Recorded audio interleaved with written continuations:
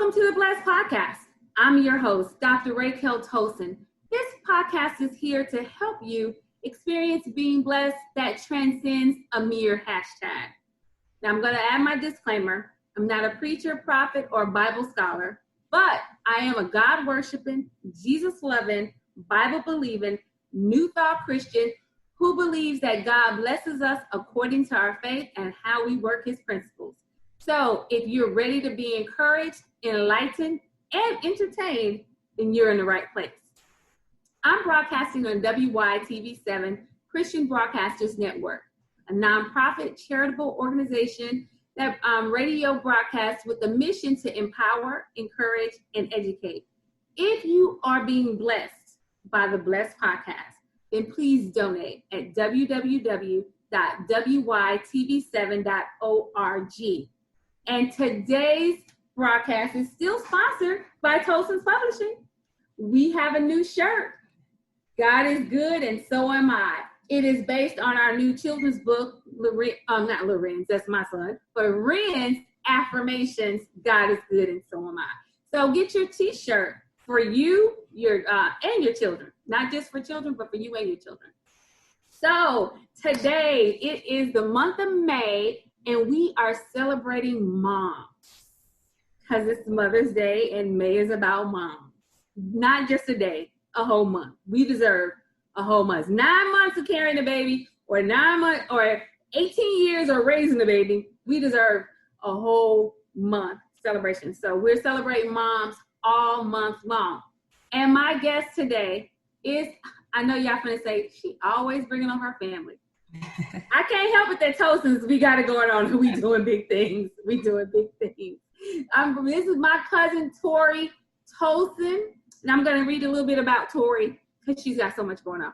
Torey is a speaker, an author, a relationship coach, and a talented home cook. She is from Zachary, Louisiana, currently living in Ohio, but she just came out with her first cookbook entitled A Way to a Man's Heart, Food, the Sixth Language of Love. That's really cool. We're going to talk about that a little bit later. But the reason why Torey is on today is because Torey and my cousin Larry have a 3.5-year-old son, Xavier, whom they adopted. And they started off as foster parents. So we're going to talk about being a foster mom and an adopted mom. Welcome, Torey. Thank you. Thank you so much for having me, Raquel. This is great. I appreciate it. Well, I appreciate it because I always need some, people that's going to help me to convey my message of being that blessed is a mindset. And I think that you do that because, we can just talk about it. When you and Larry got married, the kids were always on the table. So tell us about that. Yeah. My husband is divorced, have been married 10 years, only had a stepson. And I am quite a bit younger than him. I did not have any kids at the time. It was going to be my first marriage. But going into it, when we started dating, we definitely talked about that. We wanted kids and we wanted to start a family, but we wanted to really, get to know each other. And so we got married about 4 years to the day of, meeting. Yeah, I remember. Yeah. Because he actually brought you to the family reunion. And y'all, the Tolsons have a family reunion every other year. And my sister, she came up with this brilliant idea. I don't know how brilliant it was, but she came up with this idea to put an underline under if you were not a Tolson. That was you weren't born into the family or married into the family. You had an underline. So anybody that brought their significant others who were not married, they all had underlines. Yeah, so it took me, pretty much 3 hours to figure out that there was something different about my name tag and that you guys were basically interviewing me at that time frame. And now, we've been married 8.5 years now. Yes, and we love you. We loved you when we first met you, though. Right. We love you. You just needed an underline so we understood that we needed to really get to know you. Right. So we always talked about that, we were going to have kids. Mm-hmm. And so in 2015, I think it was, We weren't necessarily trying to have, children. It was about, 4 years into the marriage. But we found out that my husband had cancer. Mm-hmm. And so that kind of, puts your faith in the test. And then you think, whereas all of this, we had all of this time, now, do we really? And so, we just kind of consulted with doctors and we just said, hey, this surgery he's about to go into, what will that mean for starting our family? And how much time do we have to decide? And so he said, that was maybe in October. And he said, try on your own for right now, but I wouldn't go much past January without making a decision about surgery. And so we tried on our own and just saw that it wasn't happening. So we went to a fertility specialist and went through all of the conventional methods of having things frozen and all of that, and just said, after the surgery, we would, utilize what we have in the sperm bank and see what we could do after that. So went to a specialist, now since we can't do it the conventional way, mm-hmm. and talked to them, and they said, well, let's do a bunch of tests and see if everything about me was okay to go forward. And they found where there was a uterine fibroid that showed up on the scan. Mm-hmm. And they said, hey, we only have a few chances at this. Let's go in and do a surgery to remove that, fibroid. And then we know we'll have, optimal space and room for a potential baby to grow. So I went under the knife for that surgery. It was supposed to be a 2-hour-long surgery. It ended up being about 4.5, 5. Oh my gosh. Because they had to come back out into the waiting room and tell my husband Lawrence that the golf ball size fibroid that they thought was 1, when they moved it to the side, there were actually 28 of them. Oh my gosh. So this turned into an extensive surgery. So then we had to wait, longer to recover from that. Our first procedure after that was an intrauterine insemination, which did not work. And so but this guy that I was going to, this specialist, was 2 hours away from me. So you're talking about 2 days a week. I was driving 2 hours after work to get to his offices before it closed. And, and then I had to disclose that to my employer because that meant I was taking off early to get to the, to the office and that kind of stuff, which gave me, kind of a sense of embarrassment, not thinking of, how many people go through this every day. But it just, it just felt like I was in it alone because it's something that people don't talk about. And you know what I was about to say, because I've had somebody else, and people don't talk about it, especially in our community. Correct. I think we just don't talk about fertility problems. Right. Yeah. And so I found a new specialist that was closer to home and closer to my job. And I went to them, and of course, the first thing they want to do is they have to start a whole new workup. Even though they got the files from the other doctor, they wanted a whole new workup. When he did a whole new workup, he said, you now have scar tissue that is formed from the previous surgery. We're going to have to go in and clean that up before we can talk about any other options. So I said, okay. Yeah. So I said, okay, we'll do it. We went in and we did that surgery. It went okay, it went routine. And then what that got us started for is to consider IVF. Mm-hmm. IVF is very expensive. And so, one of the things that I had to do was my husband and I had to sit down and say, we have to live after this. So before we get too, emotionally attached and into this process, how many times are we going to do this?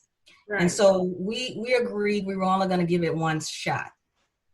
And so it's about $25,000. Oh my gosh. Cannot give back.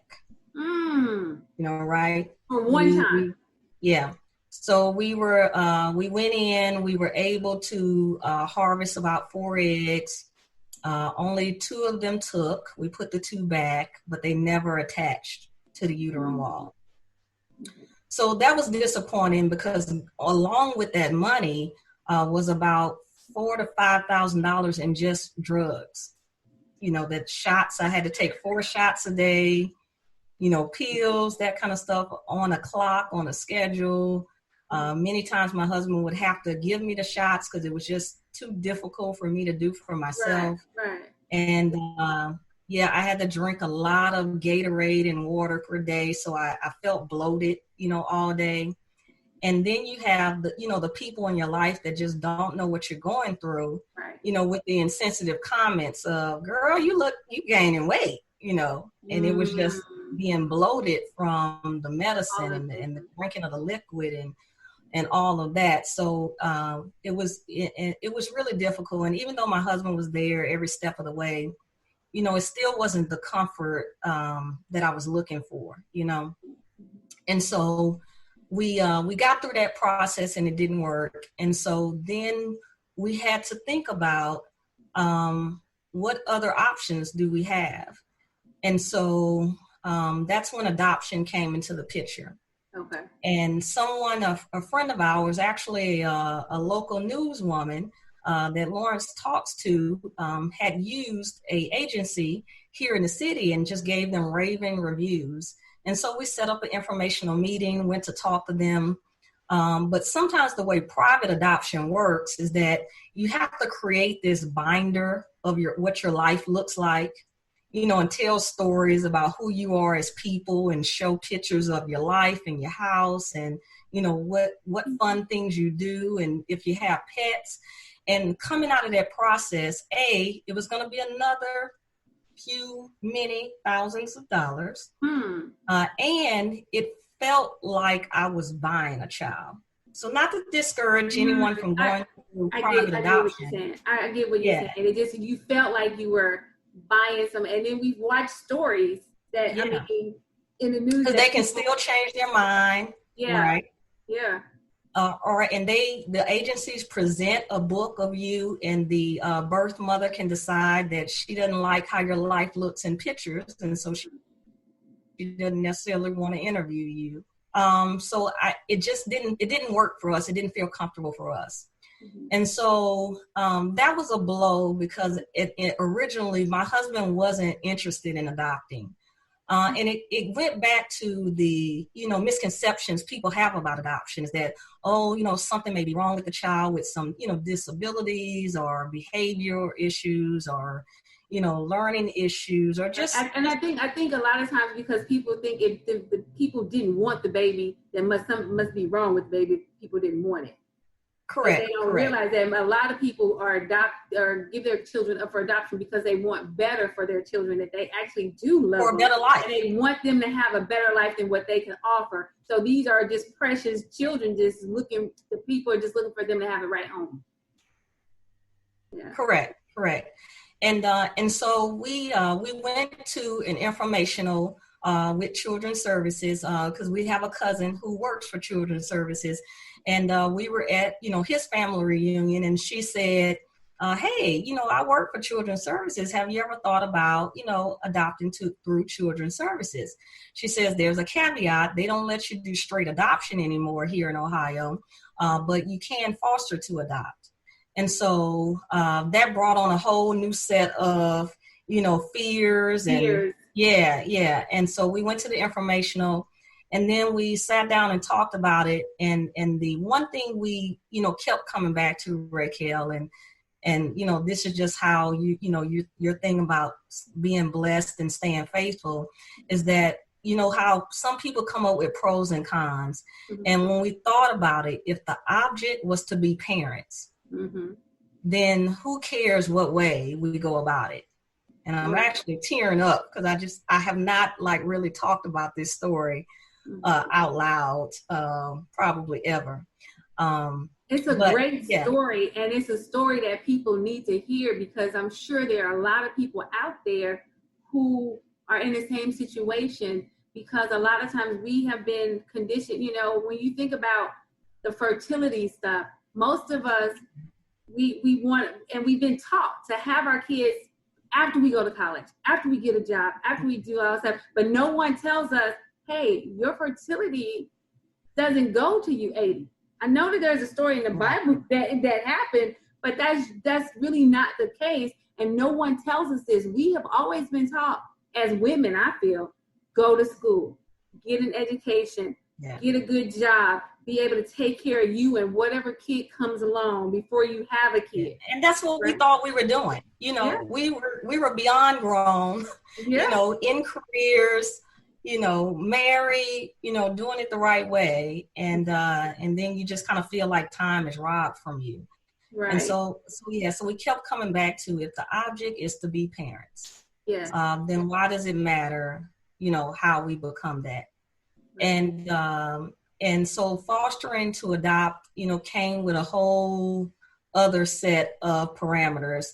And one thing that I brought with me to show you is that, you know, when we became foster parents, we had to live by a binder, this binder. This thick. That is a thick binder. Yes.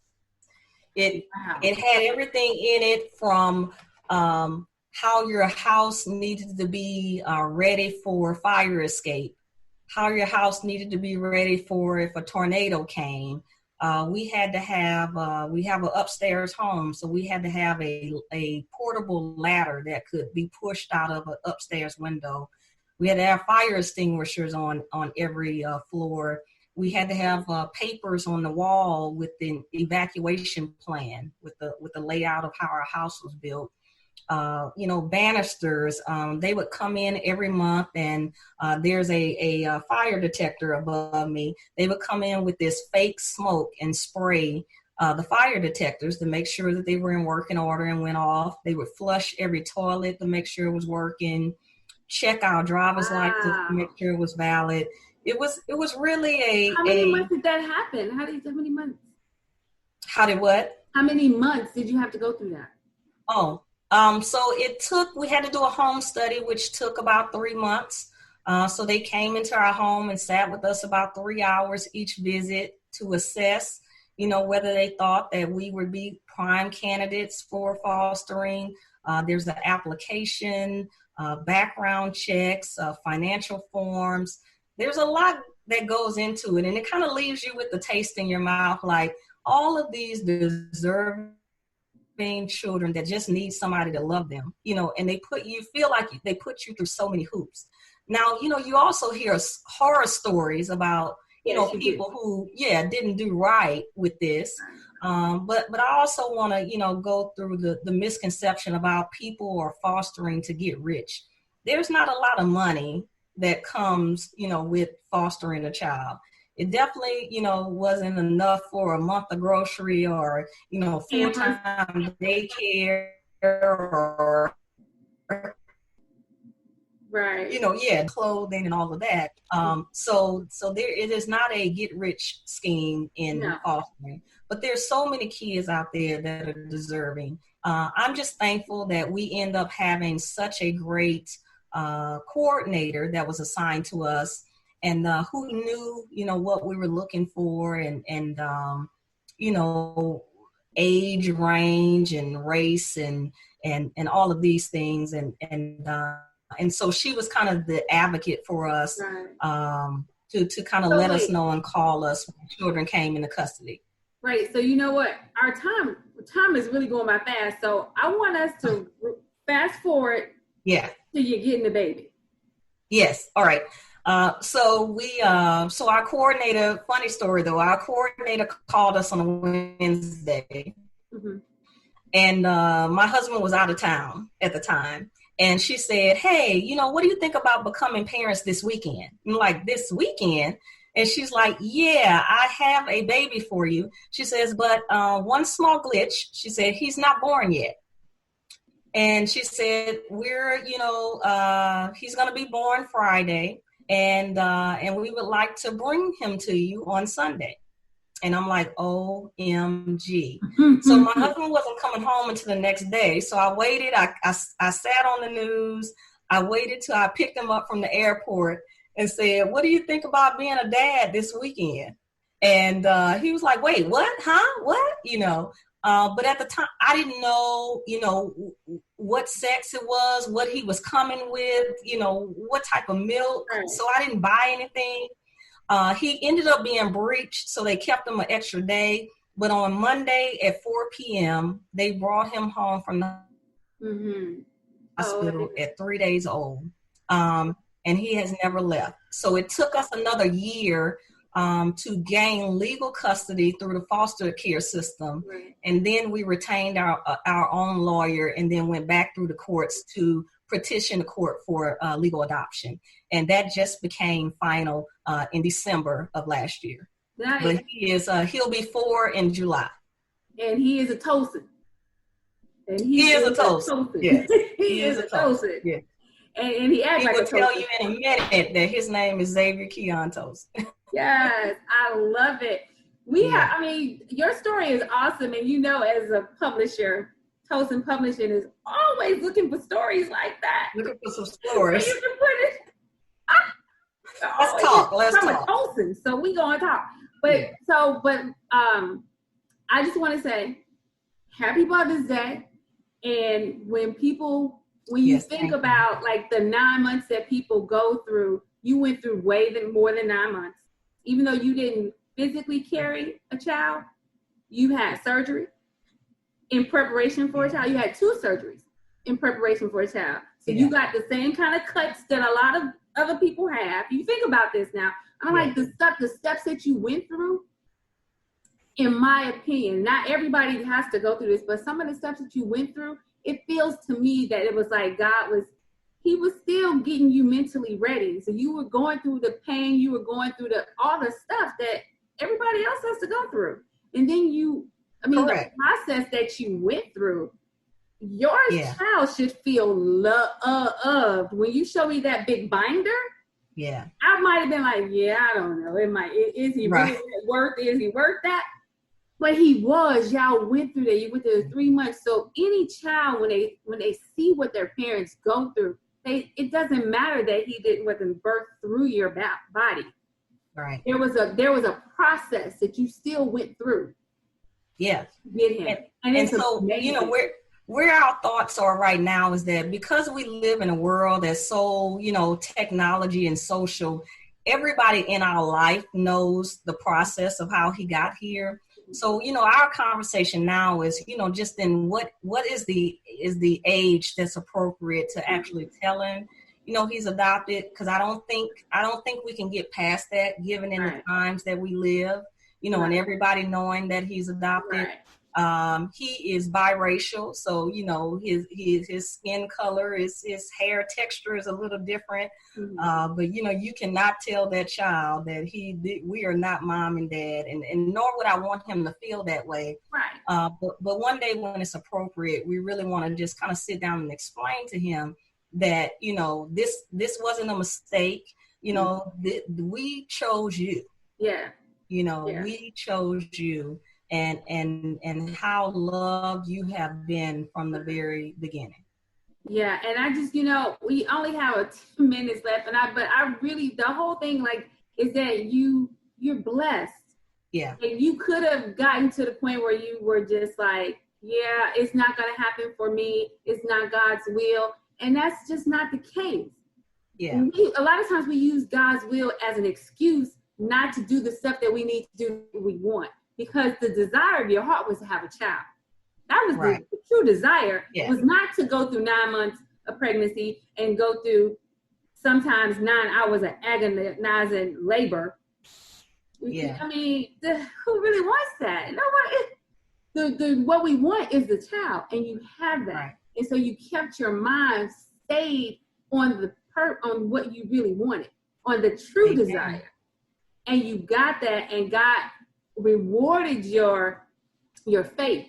He rewarded you for believing in the process and the trust in the principles, because you did all of that. You trusted the process, you trusted the principles. And not only did you get a child, but you got a baby, a newborn. Yeah. Like a newborn. Yeah. So, God is so good and so awesome. And I don't want to let the time end without you telling us a little bit about your book and your relationship coach. We're going to have you back on so you can really talk a lot more about it. So this is my cookbook, A Way to a Man's Heart, Food, the Sixth Language of Love.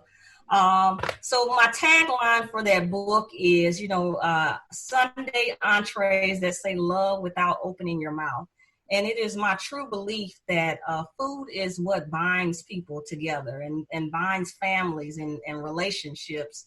And, you think about it, every emotion you go through in life, most center it around, birthdays, Mother's Day. Mm-hmm. Yes. Family food. And so that's why for me, food is a sixth language of love, because it goes along with, the acts of service and the affection and, and the words, of affirmation. And so each recipe has not only an affirmation with it, but it also has a sentence or two about how to set the mood for the evening. So I think sometimes food and cooking can feel like a chore to people, but I try to construct this book to where it gives you some suggestions on how to bring along your mate in helping you with those meals or helping them feel included in those meals so you're not alone. So, for instance, one suggestion says, a lot of people have a killer, spaghetti sauce recipe, right? Mm-hmm. Well, you know what goes in it and you know how to make it your perfect sauce. But instead of just doing it, why don't you call your mate downstairs and, take a spoonful and have them taste it and ask them, babe, what do you think it needs? It doesn't need one other thing, but they will appreciate you including them and asking them and seeming like you want their opinion, mm-hmm. On what you're fixing. Mm-hmm. That sounds really interesting. Say, hey, babe, I'm thinking about cooking something, special for you tonight. Are there any special requests? Most people have a recipe or something that their grandmother or their mother made that they really love. Find out what it is and learn how to make it. So I think food really is a connector in relationships. And so that's what my, cookbook is all about. And I love it. The artwork is awesome. Thank you. It's awesome. Where can they find it? So you can find it on ToreyTolson.com, and that's ToreyTolson. And I have the books out there, and it's also on Amazon.com. But the good thing about getting it from ToreyTolson.com is that I can sign each copy that goes out the door, and I don't charge you shipping on my website. Oh. Amazon is a business; they're gonna get their money, so they're gonna charge you that shipping, and it's not personalized. Mm-hmm. So go out to ToreyTolson.com and check that out. I also have some custom aprons out there as well. Oh, cute. And are you still doing the Facebook where you do the? Yes. So you can like my page, which is Torey Tolson on Facebook. Once a week, I do a cooking tutorial. I call it Fast and Fancy because everything is 30 minutes or less, but it looks restaurant ready when it's complete for a fraction of the cost. So nice. we just did some lamb chops, for Easter. I just got finished with a chicken with a garlic cream sauce on it that we did last weekend. I did a shrimp and chicken teriyaki just a little while ago for some friends. We did a Zoom cooking tutorial. So you can also contact me through ToreyTolson.com if you need something specific that you want done. So it's been fun, and trying to do that on top of being a mother, a full-time worker, it's been a challenge, but cooking is fun to me, and it's my outlet. So it doesn't feel like a job. Well, you are amazing. And that baby of yours, the two of you all doing this COVID quarantine, and you calling him your co-worker and your chronicles of all the stuff that is going on with you guys. It is just amazing. I am so glad that you and Larry stayed the course, and went after the desire of your heart. Yeah, I appreciate you allowing me to tell the story. Family, and he is awesome. And you just be there to help other people. So if women are going through it, maybe they can contact you on Torey Tolson and like that. I know that's not what you do, but you never know who may hear this and they want to talk to somebody. So I'm putting it out there. ToreyTolson.com is out there. So you may get somebody contacting you about something else too.